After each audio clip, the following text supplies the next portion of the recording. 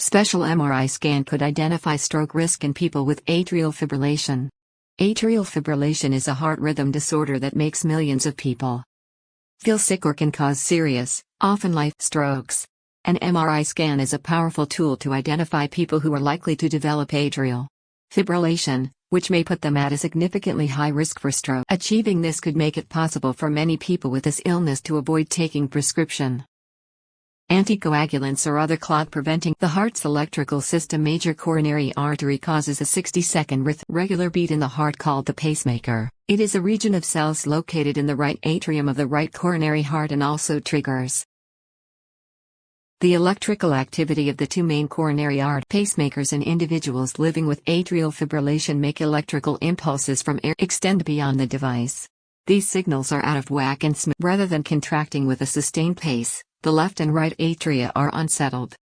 This can cause buildup in the atria as opposed to flowing smoothly from the heart into the body.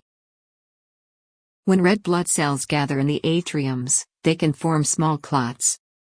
If one particular blood clump detaches from the heart and gets into circulation, it can potentially lodge in the brain, resulting in a stroke. Such individuals are typically cautioned about the health risks associated with the utilization of blood-thinning real estate agents, warfarin and dabigatran, Pradaxa, rivaroxaban, Xarelto, sometimes cause dangerous and even critical. Experts from Johns Hopkins University's School of Medicine wanted to find out if MRI scans could identify people with atrial fibrillation who were at a high stroke risk. They used standard MRI scans on 149 persons with atrial fibrillation, tracked their movements using special motion. The findings of the scans showed that the left heart muscle mass in several of the volunteers became abnormal and raised their chance of stroke. These alterations weren't related to aging or risk factors related to stroke.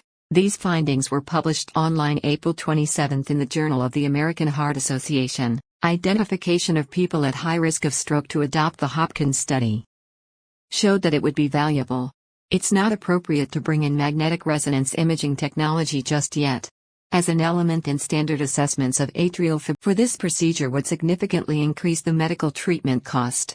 For the time being, doctors will continue to use standard methods to assess stroke. If you have atrial fibrillation, your risk for a stroke is higher if you're a mere child or over 65 years old, and considerably higher if you have had a stroke or have heart failure.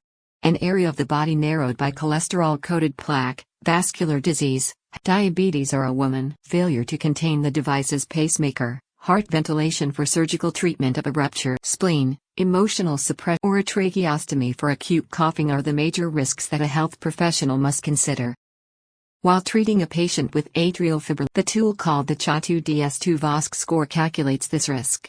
My health plan and a record of previous strokes, TIAs, or blood clots will determine whether you require warfarin or another clot-preventing medication. A high score indicates such a medication is unlikely.